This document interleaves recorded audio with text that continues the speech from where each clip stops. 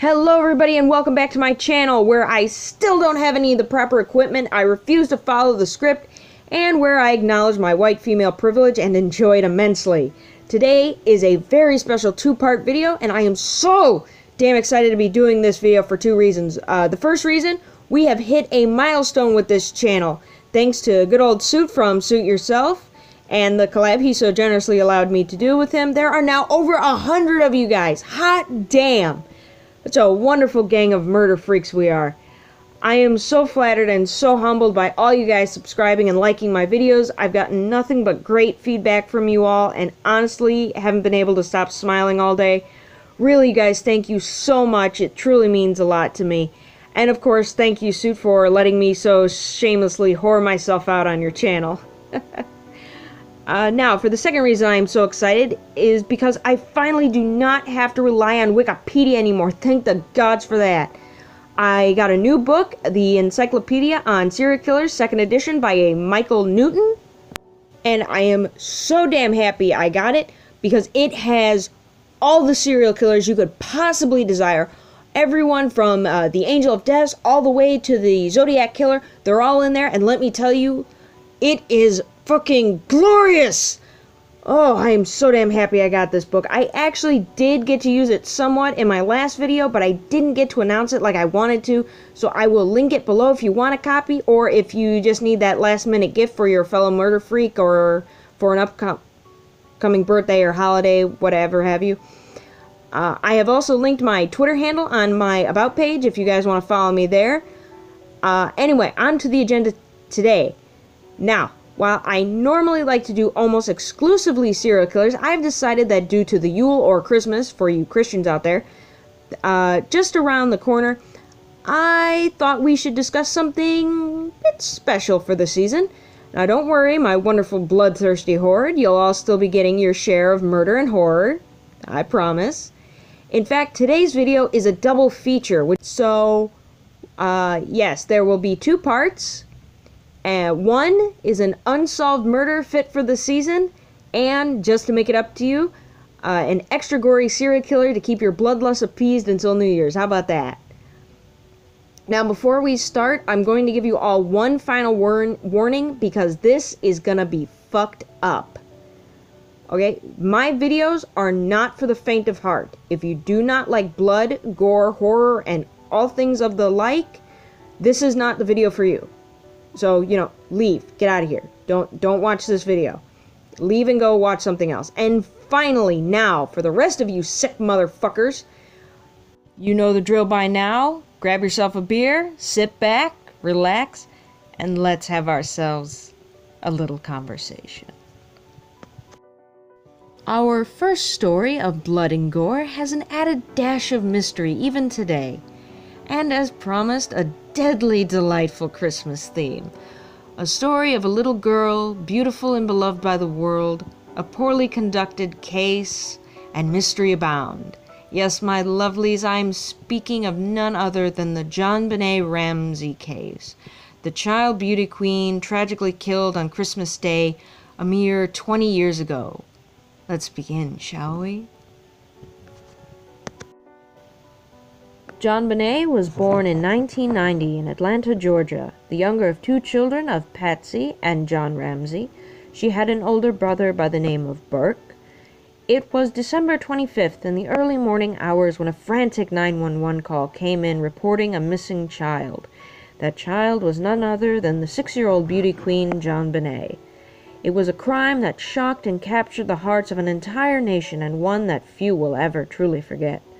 But it is unlikely that it will ever be solved. From the very beginning of the investigation, it was doomed to remain a cold case, simply due to the errors that were made in the initial investigation.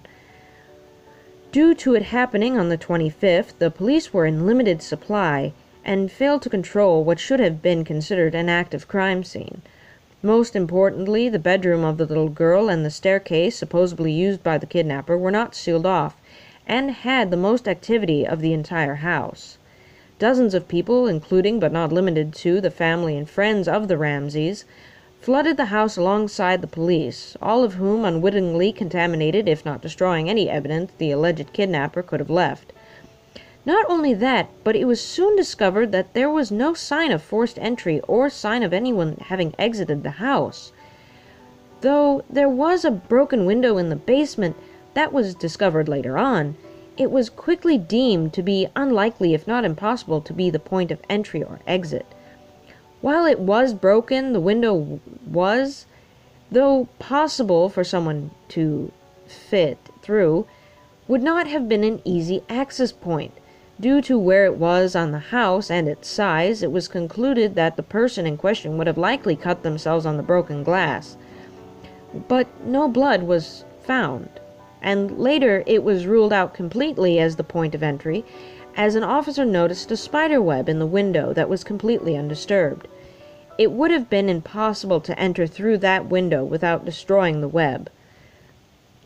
During this search, the entire Ramsey family was even said to have been together and without officer supervision before being questioned, and were even questioned together as well. Yet another blunder to add to the investigation. On top of this, and a part I find the most interesting, is the fact that while the family and officers said to have searched the entire house, one room was left completely untouched, at least for the first 8 hours. The basement door. According to Mr. Ramsey, it was stuck shut, but instead of an officer insisting on getting it open and searching the room right then and there, it was left alone and ignored until almost the next day, when it was finally pried open. Yet another horrible blunder was made. Instead of the officers searching the room, or better yet, being the first to descend the stairs once the basement door was opened, it was in fact Mr. Ramsey who did so, and discovered the body of his child. And not only that, but he was the one to bring her up, with his bare hands nonetheless, and take her to the police. Now, for any of you crime junkies like myself, you can see why this case is by many regarded as disastrous by investigation standards. 1. The crime scene was never secured. Thus, any possible evidence was contaminated, if not destroyed, by officers, the family, and even well-meaning volunteers.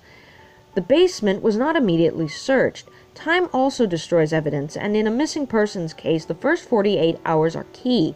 With children, that time frame is especially important, as after that time is up, the chances of that case being solved becomes a long shot at best. So why wasn't the door opened until 8 hours after the report was filed and the police arrived? Or better yet, why didn't the family look in the basement before calling the police? One would think you would search the entire house yourself when looking for your child, including unlikely places. So it does interest me as to why this room was disregarded for so long. The third reason, the body was moved. It is critical that the body is not moved in any way except by officers and trained professionals, as to make sure the evidence is not contaminated or lost, which unfortunately in this case is exactly what happened. 4. The body was moved by the father and without gloves. To my best knowledge, it is protocol for police that the first ones to enter a room of any active investigation or crime scene should be an officer. Why? For the purpose to clear the room, or, for simpler terms, to make sure that the crime scene is safe, especially when there is a chance a suspect might still be present, as was the case in this instance, and to make sure that any possible evidence is left undisturbed. Another major blunder was the fact that no gloves were used when the body was moved. Now, I'm not saying I would have expected the father to put on latex gloves before picking up his daughter's body.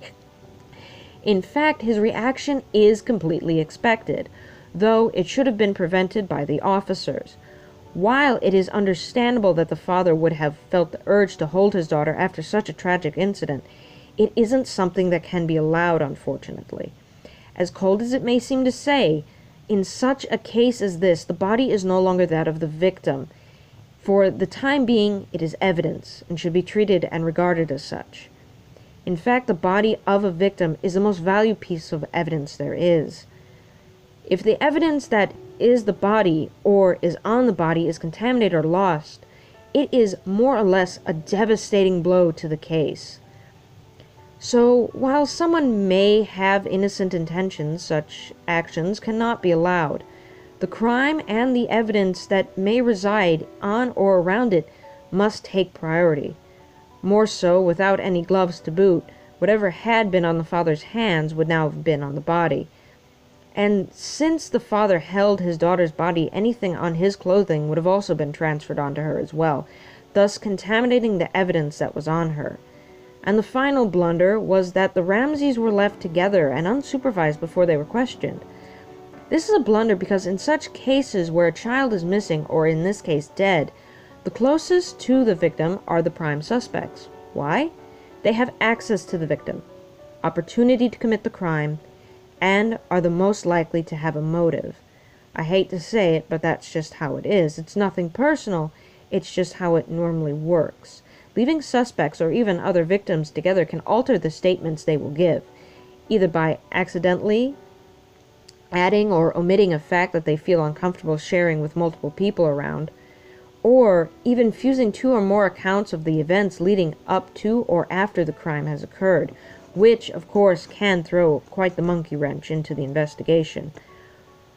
Or, more importantly, the witnesses or suspects could purposely alter their statements to match each other's and hide something for any number of reasons.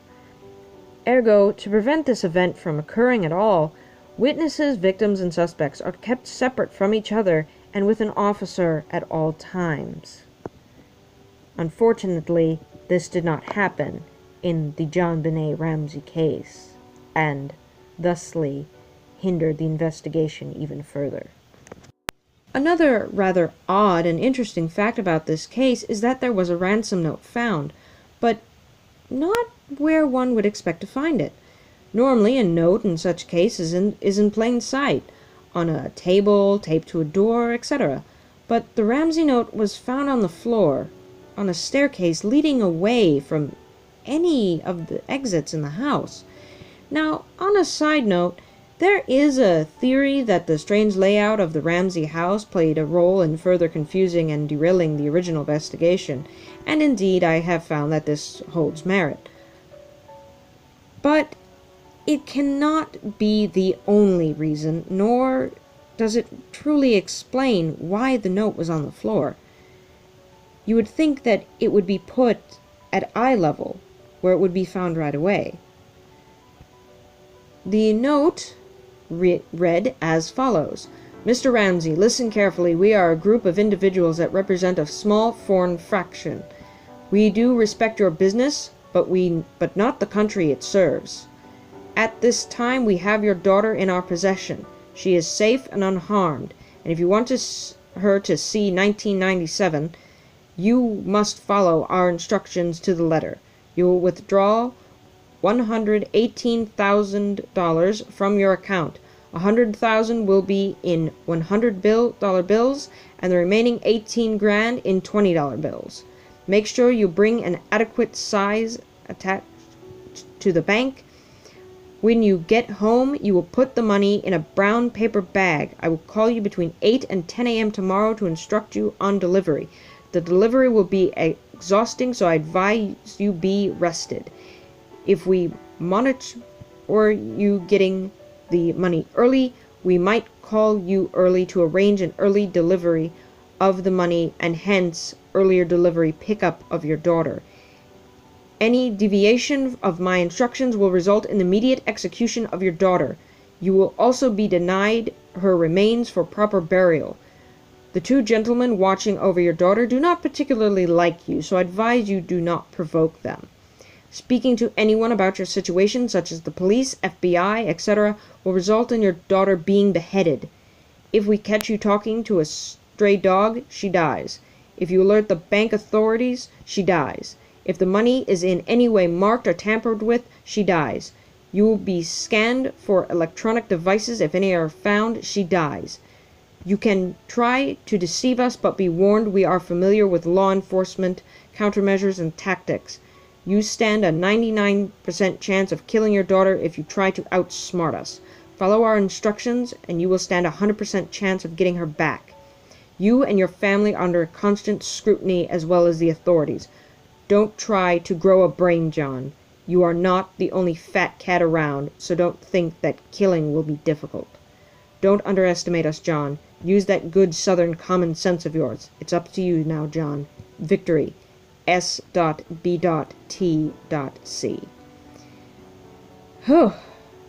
That all being said, it truly does come all the more interesting. If money was indeed the motive to the crime, one would expect the note to have been placed at eye level of an adult, or at least close to it. However, the case would be that it was found on the floor on the back staircase, far from where anyone would look to find it. As for poor JonBenet Ramsey, I am afraid she did not die a swift or even merciful death, because 8 hours later she was indeed found within her own home in the basement, where they should have looked long ago. Her death was determined that she had sustained a broken skull from a blow to the head and had been strangled.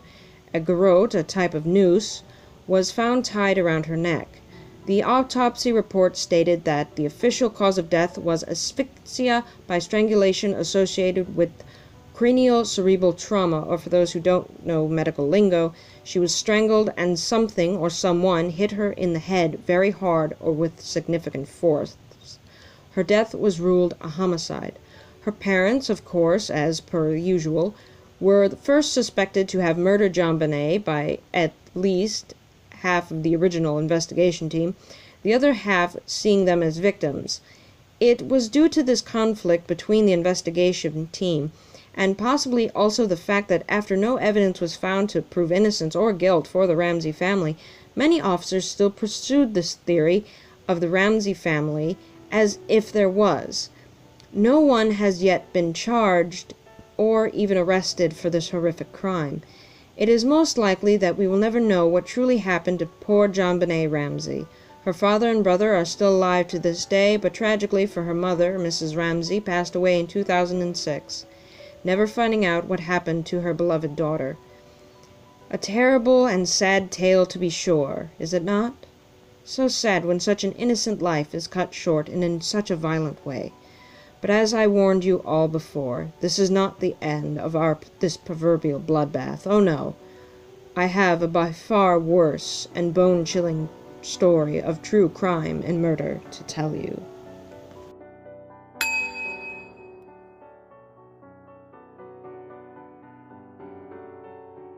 Now, my dear viewers, let us continue to Part 2.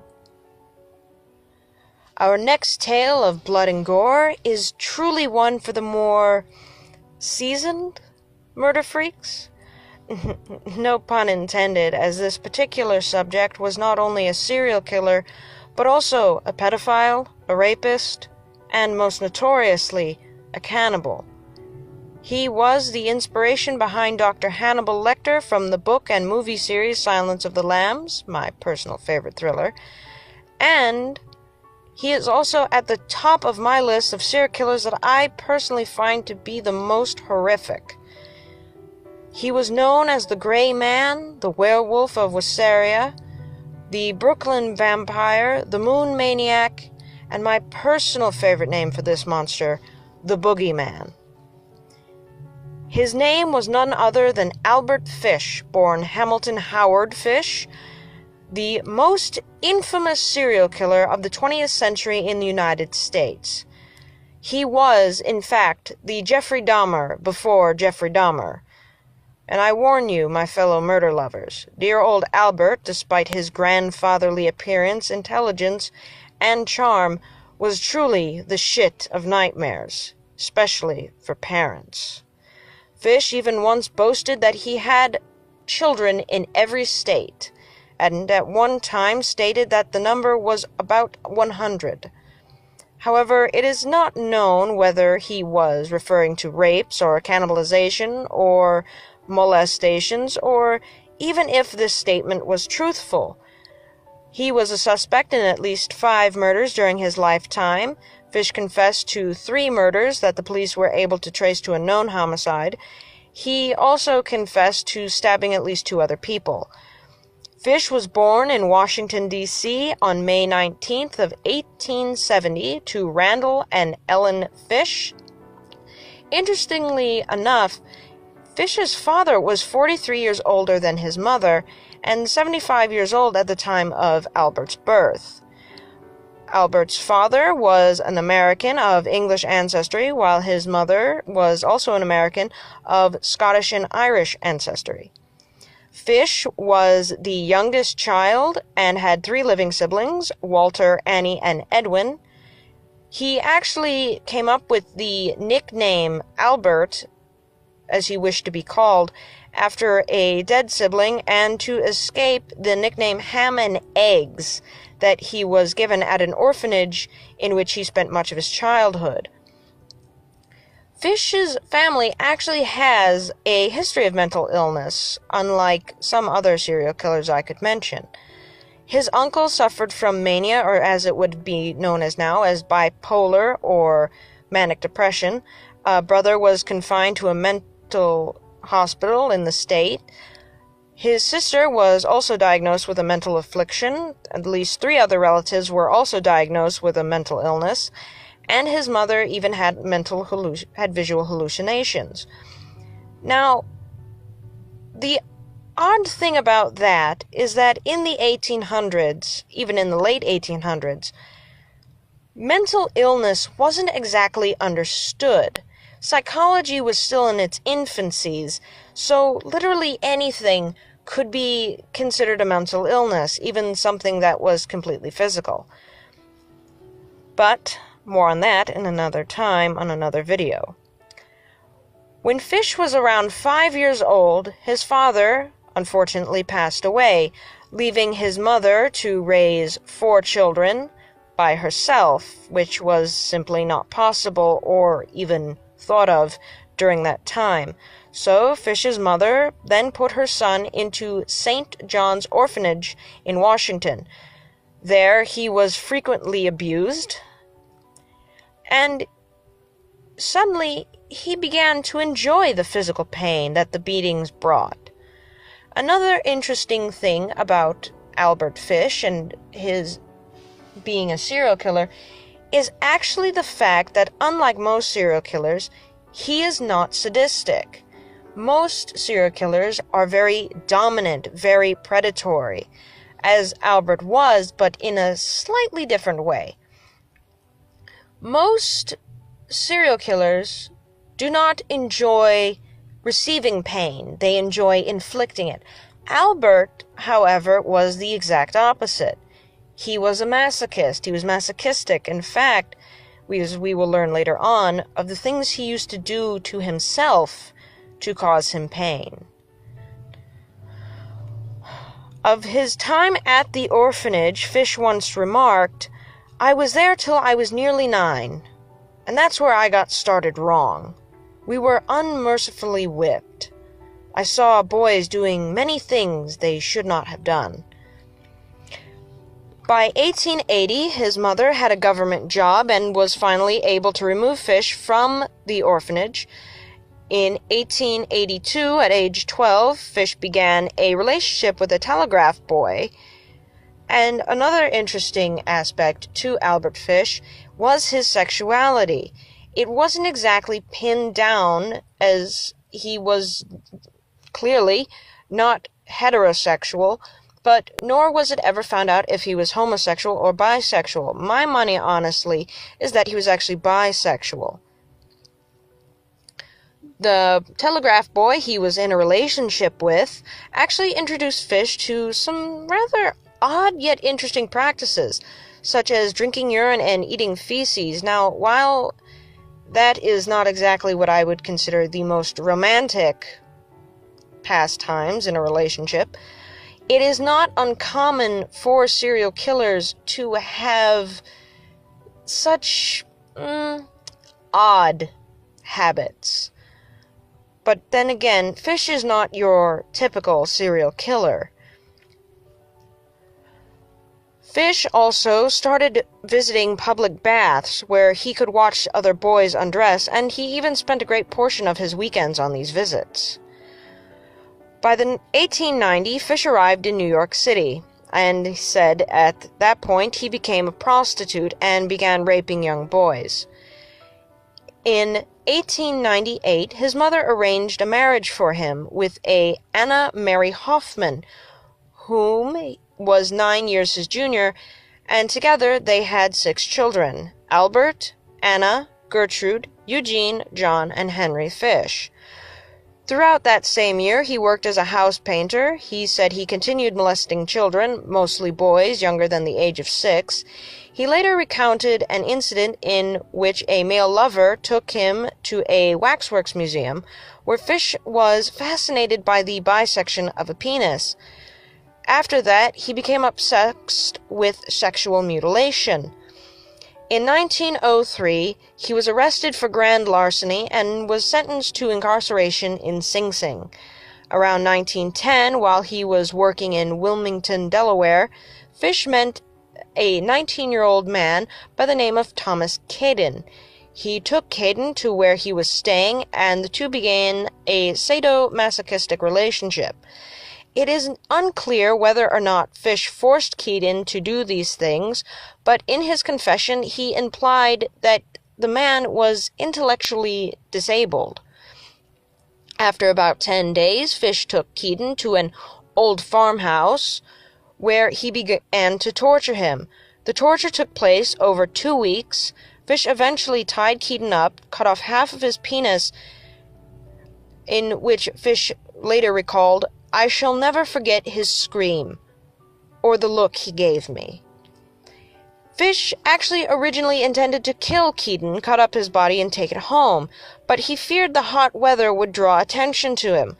Instead, Fish poured peroxide over the wound, wrapped it in a Vaseline-covered handkerchief, left a $10 bill, kissed Caden goodbye, and left, stating that he took the first train he could back home, never heard what became of his lover, or tried to find out. Truly a serial romantic. In January of 1917, Fish's wife left him for a handyman who boarded with the Fish family. Fish then had to raise his children as a single parent. After his arrest, Fish told a newspaper that when his wife left him, she took nearly every possession the family owned. He began to have auditory hallucinations around that same time. He once wrapped himself in a carpet, saying he was following the instructions of John the Apostle. It was about that time as well when Fish began to indulge in self-harm. He would embed needles into his groin and abdomen. After his arrest, X-rays revealed that Fish had at least 29 needles lodged in his pelvic region. He also hit himself repeatedly with a nail-studded paddle and inserted wool doused in lighter fluid into his anus and set it on fire.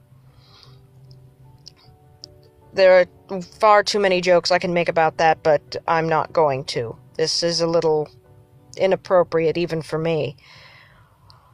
While he was never thought to have physically attacked or abused his children, he did encourage them and their friends to paddle him with the same nail-studded paddle he used to abuse himself. He soon developed a growing obsession with cannibalism, often preparing himself a dinner consisting solely of raw meat and sometimes serving it to his children. In about 1919, he stabbed an intellectually disabled boy in Georgetown, Washington, D.C. Fish chose people who were either mentally handicapped or who were African American, as, according to him, he assumed these people would not be missed when killed. And unfortunately, in the early 1900s, he wasn't exactly wrong. As horrific as I do find that, it was a very, very different, much darker time, in American history at least. Fish would later claim to occasionally pay boys to procure him other children. Fish tortured, mutilated, and murdered young children with his implements of hell, which included a meat cleaver, a butcher knife, and a small handsaw. On January 11th of 1924, Fish found an 8-year-old girl named Beatrice Keel playing alone on her parents' Staten Island farm. He offered her money to come and help him look for a rhubarb. She was about to leave the farm when her mother chased Fish away. Fish later returned to the barn and tried to sleep there, but was discovered by Beatrice's father and was forced to leave. During 1924, a now 54-year-old Fish, suffering from psychosis, felt that God was commanding him to torture and sexually mutilate children. Shortly before his abduction of Grace Budd, the very case that would cause his arrest, Fish attempted to test his implements of hell on a child he had been molesting by the name of Krill Quinn. Quinn and his friend were playing box ball on the sidewalk when Fish asked them if they had eaten lunch. When they said that they had not, he invited them into his apartment for sandwiches. While the two boys were wrestling on Fish's bed, they dislodged his mattress. Underneath was a knife, a small handsaw, and a meat cleaver. They became frightened and ran out of the apartment. On May 25, 1928, Fish saw a classified advertisement in the Sunday edition of the New York World that read, "Young man, 18, wishes position in country. Edward Budd, 406 West 15th Street." On May 28, 1928, Fish, then 58 years old, visited the Budd family in Manhattan under the pretense of hiring Edward. He later confessed that he planned to tie Edward up, mutilate him, and leave him to bleed to death. He introduced himself as Frank Howard, a farmer from, get this, Farmingdale, New York. Now, I've only been to New York once and don't know all the cities that are there, but even to me, that sounds like a fake city. Fish promised to hire Budd and his friend Willie and said he would send for them in a few days. He failed to show up, but he sent a telegraph to the Budd family apologizing and set a later date. When Fish returned, he met Grace Budd. He apparently then changed his mind of his intended victim from Edward Budd to Grace Budd, and quickly made up a story about having to attend his niece's birthday party. He convinced the parents, Delia Flanagan and Albert Budd I, to let Grace accompany him to the party that evening. The elder Albert Budd was a porter for the United States Equitable Life Assurance Society. Grace had a younger sister, Beatrice, two older brothers, Edward and George, and a younger brother by the name of Albert Budd II. Grace left with Fish that day and never returned. It was in November 1934, years after poor Grace had vanished. An anonymous letter was sent to the girl's parents, which ultimately led to Albert Fish being arrested. Miss Budd was illiterate and could not read the letter herself, so she had her son read it to her. This is the letter that was sent. My dear Mrs. Budd, in 1894, a friend of mine shipped as a deckhand on the steamer Tomoka, Captain John Davis. They sailed from San Francisco to Hong Kong, China. On arriving there, he and two others went ashore and got drunk. When they returned, the boat was gone. At that time, there was a famine in China. Meat of any kind was from $1 to $3 a pound. So great was the suffering among the very poor that all children under the age of 12 were sold to the butchers to be cut up and sold for food, in order to keep others from starving. A boy or girl under 14 was not safe in the street. You could go in any shop and ask for steak, chops, or stew meat. Part of the naked body of a boy or girl would be brought out, and just what you wanted cut from it. A boy or girl's behind, which was the sweetest part of the body and sold as veal cutlet, brought the highest price. John stayed there so long as he acquired a taste for human flesh. On his return to New York, he stole two boys, one 7 and one 11, took them to his home, stripped them naked, tied them in a closet, then burned everything they had on. Several times every day and night he spanked them, tortured them, to make their meat good and tender. First he killed the 11-year-old boy because he had the fattest ass and, of course, the most meat on him. Every part of his body was cooked and eaten except the head, bones, and guts. He was roasted in the oven, broiled, boiled, fried, and stewed. The little boy was next, and went the same way. At that time, I was living at 409 East 100th Street, near, rear, right side. He told me so often how good human flesh was, I made up my mind to taste it. On Sunday, June the 3rd, 1928, I called on you at 406 West 15th Street. Brought you pot cheese, strawberries. We had lunch. Grace sat in my lap and kissed me. I made up my mind to eat her, on the pretense of taking her to a party. You said yes, she could go. I took her to an empty house in Westchester I had already picked out. When we were there, I told her to remain outside. She picked wildflowers. I went upstairs and stripped off all my clothes. I knew if I did not, I would get her blood on them. When all was ready, I went to the window and called her. Then I hid in the closet until she was in the room. When she saw me naked, she began to cry and tried to run down the stairs. I grabbed her.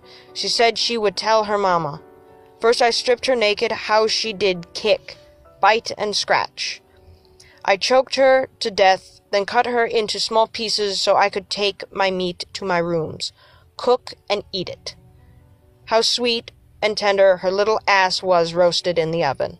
It took me 9 days to eat her entire body. I did not fuck her, though. I could have, had I wished to. She died a virgin. Police investigated the letter. The story concerning Captain Davis and the famine in Hong Kong was not verified. And, in fact, there was no famine in China during that year. In fact, the last famine that had happened anywhere near that time had happened 20 years prior. The part of the letter concerning the murder of Grace Budd, however, was found to be accurate in its description of the kidnapping and subsequent events. The letter was delivered in an envelope that had a small hexagonal emblem with the letters NYPCBA, representing New York Private Chauffeurs Benevolent Association. A janitor at the company told the police he had taken some of the stationery home, but left it at his rooming house at 200 East 52nd Street when he moved out. The landlady of the rooming house said that Fish checked out of that room a few days earlier. She said that Fish's son sent him money and he asked her to hold his next check for him. William F. King was the chief investigator for the case. He waited outside the room until Fish returned. Fish agreed to go to headquarters for questioning, then brandished a razor blade. King disarmed Fish and took him to the police headquarters. At that point, Fish made no attempt to deny the murder of Grace Budd, saying that he meant to go to the house to kill Edward Budd, Grace's brother. Fish said it never entered his head when asked about if he had raped the girl or not. But he later claimed to his attorney that while kneeling on Grace's chest and strangling her, he did have 2 involuntary ejaculations. This information was used at the trial to make the claim that the kidnapping was sexually motivated, and thus avoiding any mention of cannibalism. I'm not entirely sure why they decided to go with that. Albert Fish's trial for the murder of Grace Budd began on March 11th of 1935 in White Plains, New York. Frederick P. Close presided as judge, and Westchester County Chief Assistant Direct Attorney Albert F. Gallagher was prosecuting attorney. Fish's defense counsel was James Dempsey, a former prosecutor and the one-time mayor of Peekskill, New York. The trial lasted 10 days. Fish pleaded insanity and claimed to have heard voices from God telling him to kill children. Menace Gregory, the former manager of the Bellevue Psychiatric Hospital where Fish was treated in 1930, testified that Fish was abnormal but sane. Under cross-examination, Dempsey asked if pedophilia, corbophilia, and urophilia indicated a sane or insane person. Gregory replied that such a person was not mentally sick, and that Fish was no different from other people that he had treated for the same thing.